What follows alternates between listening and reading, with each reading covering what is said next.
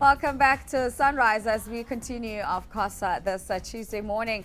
And we've correctly said that October is dedicated to Transport Month, and it's all about promoting public transport. Now, this year's theme is Together We Move South Africa Forward. This morning, we take a look at the taxi industry, which transport millions of South Africans every day. And of course, to talk more about the issues facing the taxi industry, we're now joined in studio by Mr. Bafana Magagula from the South African National Taxi Council. You at home can be part of our conversation by giving us a call, of course, and leaving your comments on our Facebook as well as our Twitter pages. Those calls will be taken on this line 011 447 1742 or 011-447-2570. Good morning to you, Mr. Magagula, and thanks for joining us this morning. Good morning, and thanks for putting us on your program this morning. Now, Together We Move South Africa Forward is part of the theme for this year's Transport Month. How is the taxi industry doing that, considering that you guys have to deal with close to 15 million South Africans on a daily basis? Look, we have programs. Our president, Mr. Taibosh, has set programs. One, driver training program. They are in place. And also, we have a program that we call Santia, where we want to award our drivers for the good drivers. What that program talks to is a program that talks to road safety. We'd enhance our Hlokomela program. We also have our lines open for people who are experiencing problems, who are our passengers. We also have a program where we want to award our commuters who are using our taxis when using our SMS lines.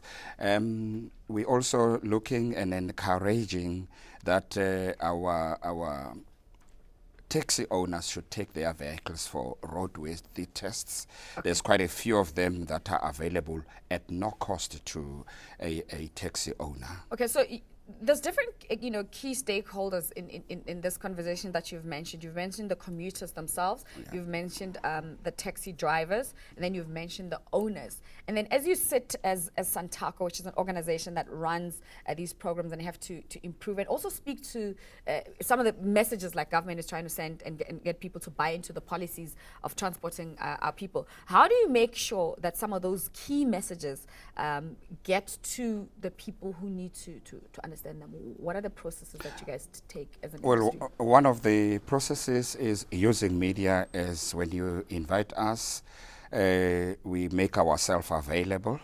And one of other processes is that we go to taxi ranks ourselves. The past 3 weeks, we've been in the Northern Cape, Limpopo, Mpumalanga, Eastern Cape, and tomorrow we will be in the area of KZN and the Western Cape. We're going from one rank to another.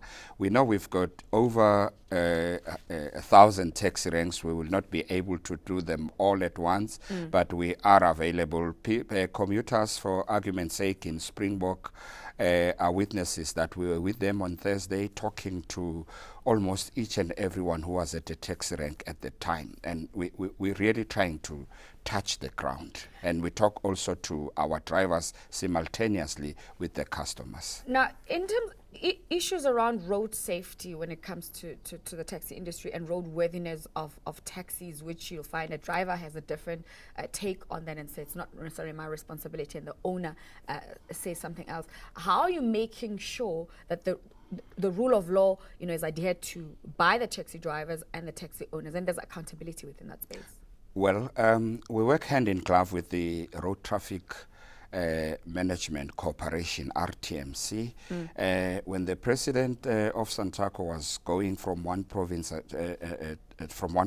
to another from February to June, RTMC was assisting us. RTMC has got also the National Traffic Police who are going around the country. What we are doing, we educate. We're not looking at only arresting, but we're also concentrating on educating. Remember, a driver is, we don't give birth to them. We employ them as adults. Some of them change quick.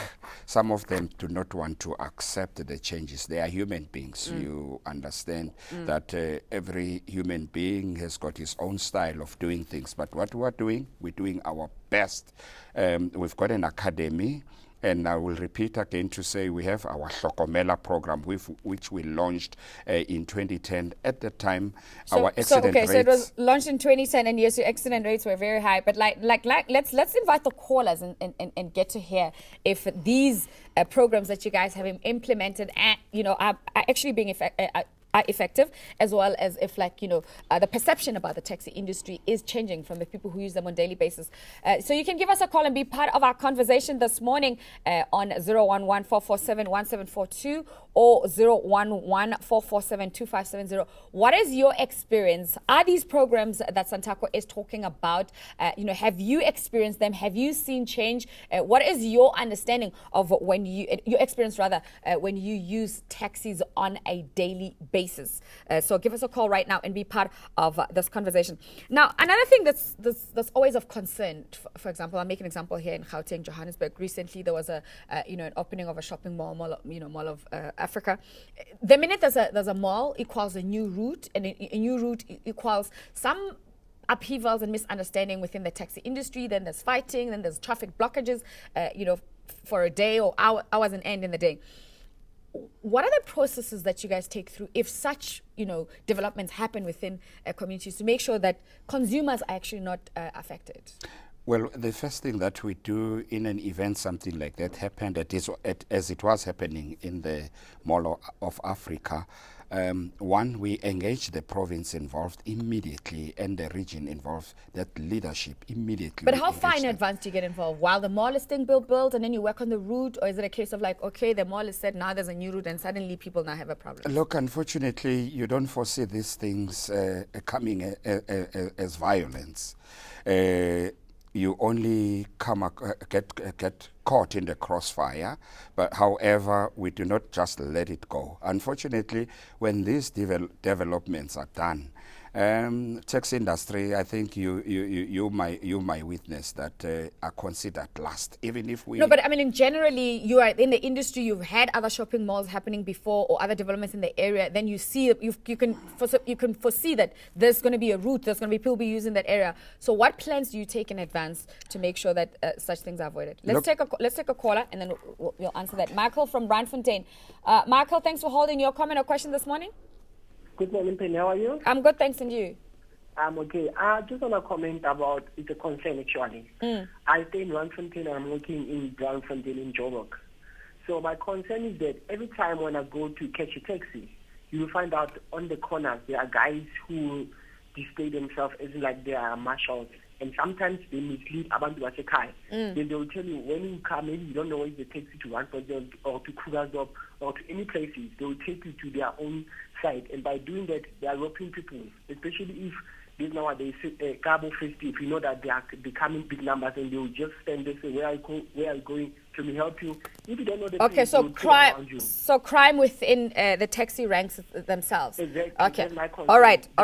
So I'm going to ask, we'll get them to answer that. Let's take Lesego on the line from Joburg. Lesego, thanks for holding your comment or question this morning. Yes, ma'am. Sissy, Penny, I'm very worried. If she said there's no problem, there's a big problem. My daughter was killed on a CPD in Joburg. There was nothing that happened. She was a very good customer for taxis going to where she worked. She was killed at a CPD in Joburg.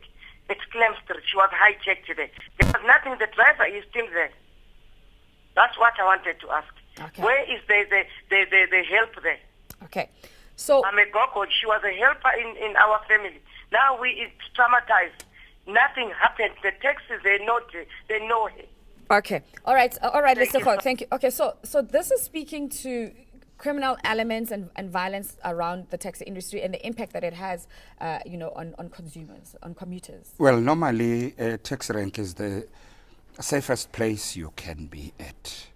But that's not what Michael said. Well, I don't know what Michael's experience is, but maybe individually we can look into it. When I listened to him, I heard him like saying people pretend as if... they're within the taxi rank, and then they're luring people to the side, and then they get robbed. Well, unfortunately, you find this also where people will wear police uniforms, stop you and hijack you.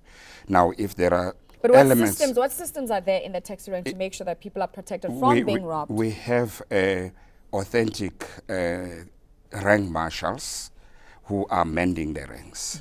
Are they easily identifiable? Easily identifiable. They are in uniform. Maybe hence the crime busters use the same uniform on the side, but they will not do it in the taxi rank. Is there a process to track, if I've been a victim of crime within a taxi rank, what are the measures that I need, process I need to follow to report, and who is responsible for that, so I can be able to say, okay, this is what happened to me, this is how the problem was resolved, or someone eventually did get arrested, or is it just a case, sorry, you got robbed and that's it? Well, if we are able to get the person reporting, one, there are taxi offices in most taxi ranks, or there will be an office near the taxi rank somewhere in the CBD.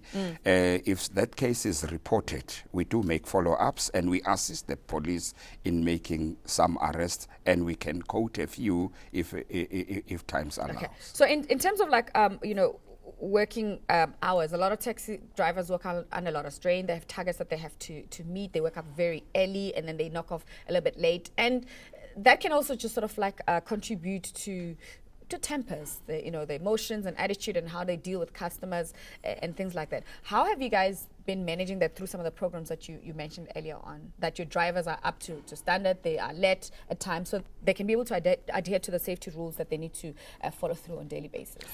Well, let me come to the pressure you're talking about. I was a driver myself before I came to be an owner and a chairman and to the position where I am presently.